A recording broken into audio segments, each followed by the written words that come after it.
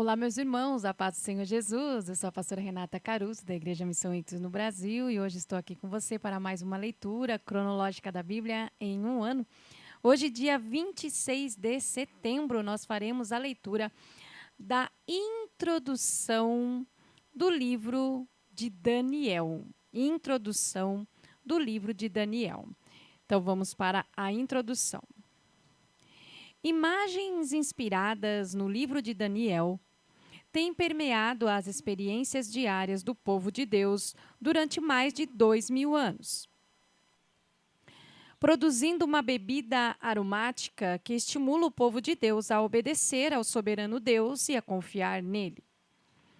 A obediência a Deus, sob as pressões e tensões da vida diária, e a confiança nos caminhos divinos, nos períodos gerais da história, sempre estão em risco, mas especialmente em épocas de sofrimento e perseguição.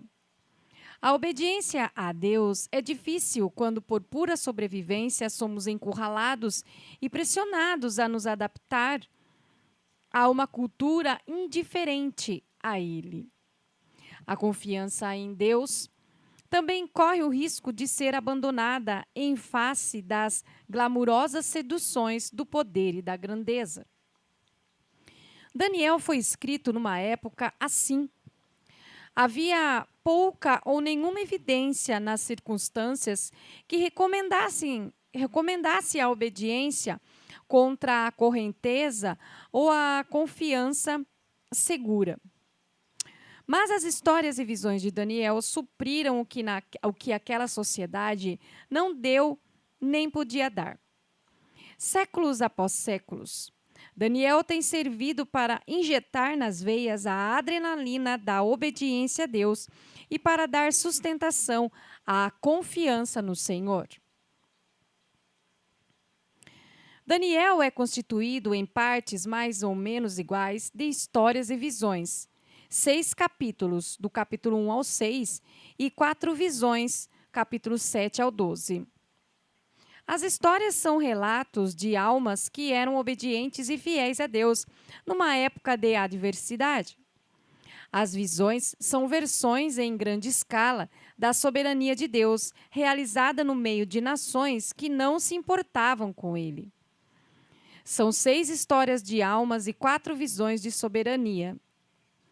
As 6 histórias de sobrevivência da alma nutrem o compromisso com a integridade e a perseverança no momento atual.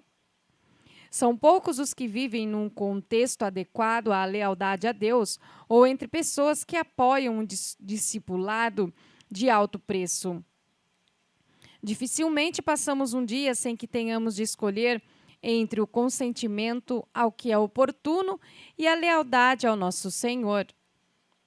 As histórias nos mantêm atentos para o que está em jogo, dia após dia, hora após hora.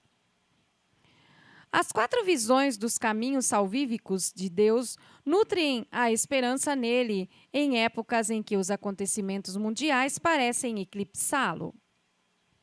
As visões são de difícil compreensão, porque foram escritas no estilo propositadamente críptico, apocalíptico. De tempos em tempos, elas têm sido submetidas a intenso estudo e explanação. Mas, numa primeira leitura, talvez seja melhor simplesmente deixar que as entranhas figuras simbólicas deem testemunho à ampla verdade capaz de ofuscar o acúmulo diário de fatos históricos relatados pela nossa mídia, isto é, que mostrem que Deus é soberano. Ao longo de todo o movimento, com seu barulho, sua pompa e pose, seus governantes e nações arrogantes, que chamamos história, com as tribulações que disso decorrem para todos nós. Deus é serenamente soberano. Assim podemos confiar que Ele conduzirá todas as coisas e pessoas para debaixo do seu governo.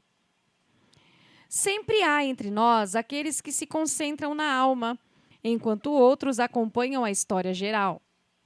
Daniel é um dos principais documentos que tem a preocupação de manter tudo unido. o pessoal e o político, o presente e o futuro, a alma e a sociedade.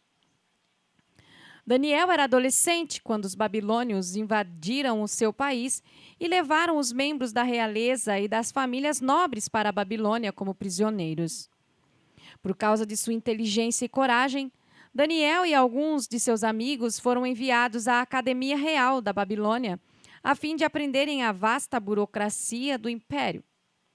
Daniel concordou em trabalhar para o império. A alternativa era a morte. Mas ele arriscou a vida em diversas ocasiões por se recusar a participar de atividades que desonravam Deus. Mais tarde, ele se tornou oficial de alto nível do governo e um renomado sábio, até mesmo entre os babilônios, que concluíram que ele se utilizava da magia. Daniel concluiu seu livro mais ou menos na época em que a Pérsia conquistou a Babilônia e deixou os judeus voltarem para a Judéia. Os exilados que retornaram enfrentaram duros obstáculos para reconstruir o país. Os inimigos locais e a pobreza estavam no topo da lista. Eles se sentiam tentados a se misturar com os prósperos vizinhos estrangeiros, por isso achavam que podiam prescindir do exemplo da integridade de Daniel.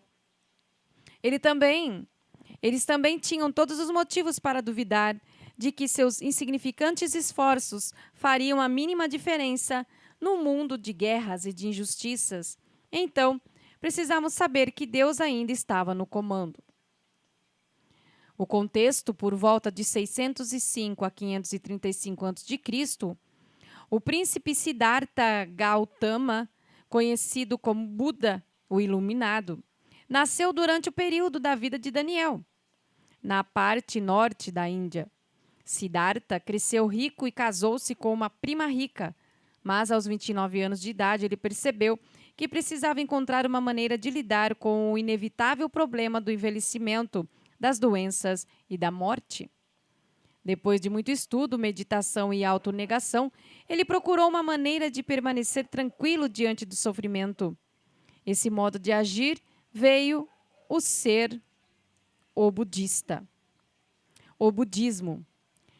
Ele ensinava que o sofrimento não podia ser eliminado pelo simples desapego aos desejos, enquanto Daniel declarava que Deus salvaria os humanos por meio da intervenção na história. Siddhartha afirmava que a iluminação proporcionava um meio de se livrar da contínua reencarnação no eterno sofrimento da história. Irmãos, somente até aí, um pouquinho aqui da introdução do livro de Daniel, do contexto e de quem era Daniel. E ainda hoje, dia 26, nós faremos um outro vídeo para iniciarmos então o livro de Daniel. Então fique conosco até o próximo vídeo. A paz do Senhor Jesus.